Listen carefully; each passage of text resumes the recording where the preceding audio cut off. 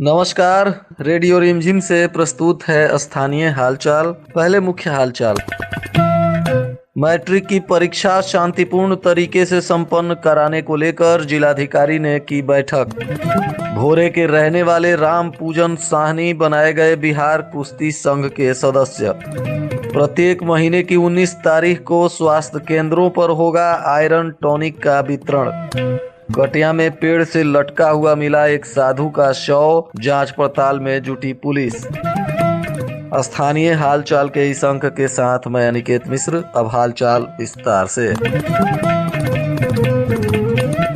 जिले में शुरू होने वाली मैट्रिक की परीक्षा को लेकर आज जिलाधिकारी ने अंबेडकर भवन में वरीय पदाधिकारियों के साथ बैठक की, जिसमें परीक्षा केंद्रों पर शांति व्यवस्था सुनिश्चित करने, परीक्षा में कदाचार की रोकथाम करने और परीक्षा के सफल एवं शांतिपूर्ण संचालन को लेकर आवश्यक दिशा निर्देश दिया गया। बताते चलें कि 17 मार्च से मैट्रिक की परीक्षा शुरू हो रही है। इस दौरान जिलाधिकारी ने सभी केंद्रों पर आवश्यक मूलभूत सुविधाओं पर विशेष जोर दिया। परीक्षा केंद्रों पर आपूरित गोपनीय प्रश्न पत्र दोनों पालियों के लिए प्रतिनियुक्त मजिस्ट्रेट, दंडाधिकारी, केंद्राधीक्षक की उपस्थिति में खोले जाएंगे तथा प्रश्न पत्र पर खोलने के अवधि की संपूर्ण विवरणी अंकित करते हुए उसकी वीडियोग्राफी भी कराई जाएगी। बैठक में बताया गया कि प्रथम पाली के परीक्षार्थी को परीक्षा प्रारंभ होने से 10 मिनट पहले ही परीक्षा केंद्र पर पहुंच जाना होगा,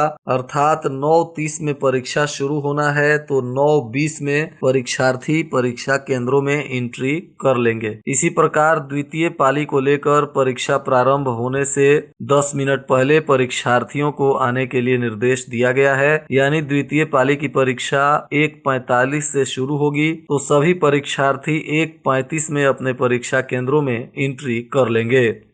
इसके साथ ही जिलाधिकारी ने नकल पर पूरी तरह से लगाम लगाने का भी निर्देश दिया और कहा कि कोई भी चीट पुर्जे के साथ नकल करते हुए पाया गया तो उस पर विधि सम्मत कार्रवाई की जाएगी। साथ ही यदि कोई किसी के बदले में परीक्षार्थी बनकर परीक्षा केंद्र में बैठता है तो इस स्थिति में तुरंत प्राथमिकी दर्ज की जाएगी। परीक्षा हॉल में मोबाइल फोन नहीं ले जा सकेंगे। वहीं शहर में ट्रैफिक जाम के समय इससे निपटने के लिए भी रणनीति बनाई गई। जिलाधिकारी ने सभी वरीय पदाधिकारियों से नकल पर लगाम लगाने हेतु आवश्यक दिशा निर्देश दिया। उन्होंने कहा कि यदि किसी परीक्षार्थी के पास चीट पुर्जा पाया जाता है तो उसका नाम एक बोर्ड पर लिखा जाएगा और उक्त परीक्षार्थी को खुले मैदान में खड़ा किया जाएगा ताकि अन्य ऐसे परीक्षार्थी को देखें और उन्हें शर्मिंदगी महसूस हो।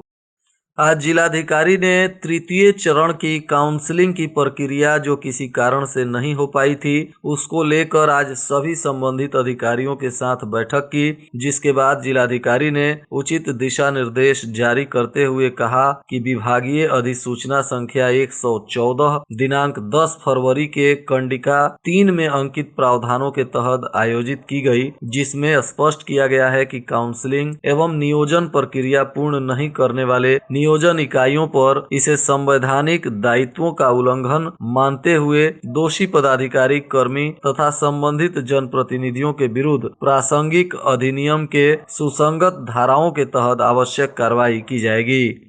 इस दौरान बैठक के बाद जिलाधिकारी ने दिशा निर्देश देते हुए सभी अधिकारियों से कहा कि इसकी प्रक्रिया तुरंत पूरी की जाए ताकि तृतीय चरण की जो काउंसलिंग रुकी हुई है उसको पुनः शुरू कराई जा सके।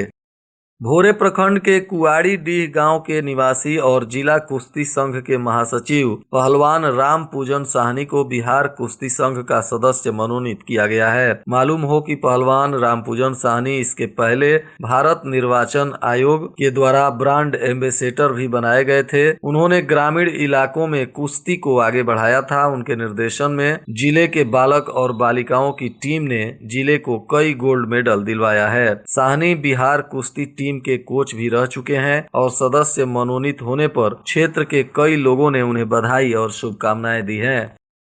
बदलते परिवेश में बच्चों में भी एनीमिया का खतरा लगातार बढ़ता जा रहा है। बच्चों में कम आयरन युक्त आहार का समावेश एवं सेवन तथा अन्य बढ़ती शारीरिक आवश्यकताओं के कारण छोटे बच्चों में एनीमिया से ग्रसित होने की संभावना बढ़ जाती है। इस संदर्भ में स्वास्थ्य विभाग ने अब तैयारी शुरू कर दी है और प्रत्येक महीने के 19 तारीख को सभी स्वास्थ्य केंद्रों पर आयरन टॉनिक का वितरण किया जाएगा, जिसमें 6 माह से ऊपर के बच्चों को जिनकी आयु 5 वर्ष से कम हो उन्हें उपलब्ध आयरन सिरप पिलाने की ओर ध्यान आकृष्ट कराते हुए लोगों को सिरप दिया जाएगा ताकि बच्चों को एनीमिया के खतरे से बचाया जा सके। कटिया थाना क्षेत्र के धरहरा गौरा मुख्य मार्ग के पास जीन बाबा के समीप एक पेड़ पर साधु का शव लटकता हुआ सुबह दिखाई दिया, जिसके बाद पूरे क्षेत्र में सनसनी फैल गई और वहीं साधु के परिजनों में कोहराम मच गया। जिसके बाद सूचना मिलने पर मौके पर पहुंची पुलिस ने शव बरामद कर पोस्टमार्टम के लिए सदर अस्पताल भेज दिया। साथ ही मामला हत्या का है या आत्महत्या का है, पुलिस दोनों बिंदुओं पर जाँच पड़ताल कर रही है। मृतक कटिया थाना क्षेत्र के प्रसिद्ध नाथ का रहने वाला ललन दास बताया जा रहा है। घटना के संबंध में लोगों ने बताया कि ललन विगत 15 वर्षों से गुड़गांव में रहकर नौकरी करता था और 2 वर्ष पहले अपने गांव प्रसिद्ध नाथ आया, जिसके बाद वह जीन बाबा के स्थान के पास पूजा पाठ करते हुए वहीं एक झोपड़ी बनाकर रहने लगा और साधु बन गया। इसी बीच मंगलवार की सुबह जीन बाबा स्थान के समीप पेड़ से लटकता हुआ साधु का शव दिखा, जिसके बाद पूरे क्षेत्र में यह खबर आग की तरफ फैल गई। बहरहाल कुछ लोग इसे हत्या और कुछ लोग आत्महत्या मान रहे हैं, परंतु पुलिस इन दोनों बिंदुओं पे गंभीरता से जांच पड़ताल कर रही है। कटिया प्रखंड के पड़रिया पंचायत अंतर्गत करमैनी गांव के युवाओं ने पुलवामा हमले के शहीदों की याद में कैंडल मार्च निकाला और युवाओं ने जमकर नारेबाजी की। भोरे प्रखंड के रकबा पंचायत के मुखिया की मुश्किलें बढ़ रही हैं। पंचायत में नल जल योजना के कार्यों में हुई कथित धांधली की जांच के लिए मंत्रालय ने आदेश जारी कर दिए हैं। इसके लिए राज्य स्तरीय गुणवत्ता मॉनिटरिंग टीम और जिला स्तरीय टीम से एक सदस्यों को जोड़कर 2 सदस्यीय टीम का गठन किया गया है, जिन्हें जाँच कर मंत्रालय को अपनी रिपोर्ट सौंपनी होगी।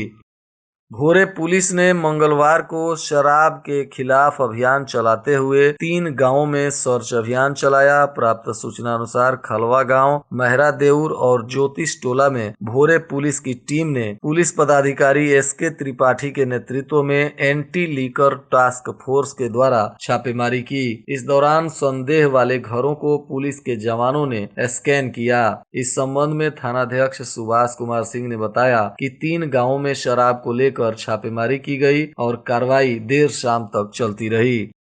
कटिया थाना क्षेत्र के भागीपट्टी खुर्द गांव में बैंक के लोन के पैसे का दुरुपयोग करने का एक मामला प्रकाश में आया है, जिसके बाद उत्तर बिहार ग्रामीण बैंक की भागीपट्टी शाखा के शाखा प्रबंधक के द्वारा स्थानीय थाने में आवेदन देकर आरोपी राजकुमार भारती के विरुद्ध प्राथमिकी दर्ज कराई गई है, जिसके बाद पुलिस इस मामले की तफ्तीश में जुटी हुई है। कटिया थाना क्षेत्र के बनिया छापर गांव में रोड एक्सीडेंट के बाद 2 पक्षों में जमकर मारपीट हुई, जिसमें गोली चलाने का भी मामला सामने आ रहा है। इस मामले में पीड़ित सुनील राम ने थाने में प्राथमिकी दर्ज कराते हुए पुलिस से न्याय की गुहार लगाई है। उनका कहना है कि उनकी गाड़ी से एक दूसरी गाड़ी का टक्कर हो गया था, जिसके बाद आरोपियों ने उन्हें मारपीट कर घायल किया और उनके ऊपर गोली भी चलाई। हालांकि पुलिस इस मामले में सुनील राम के बयान पर प्राथमिकी दर्ज करते हुए मामले की जांच पड़ताल शुरू कर दी है।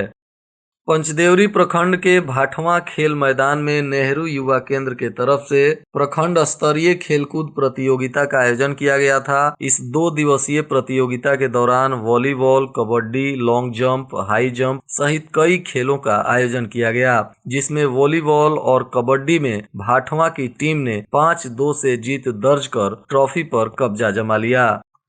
और आज के मौसम का तापमान गोपालगंज में न्यूनतम 10 डिग्री सेल्सियस और अधिकतम 21 डिग्री सेल्सियस रहने की संभावना है। अंत में मुख्य हालचाल एक बार फिर। मैट्रिक की परीक्षा शांतिपूर्ण तरीके से संपन्न कराने को लेकर जिलाधिकारी ने की बैठक। भोरे के रहने वाले राम पूजन साहनी बनाए गए बिहार कुश्ती संघ के सदस्य। प्रत्येक महीने की 19 तारीख को स्वास्थ्य केंद्रों पर होगा आयरन टॉनिक का वितरण। कटिया में पेड़ से लटका हुआ मिला एक साधु का शव, जांच पड़ताल में जुटी पुलिस। इसके साथ ही रेडियो रिमझिम से प्रसारित स्थानीय हालचाल का यह अंक समाप्त हुआ। नमस्कार।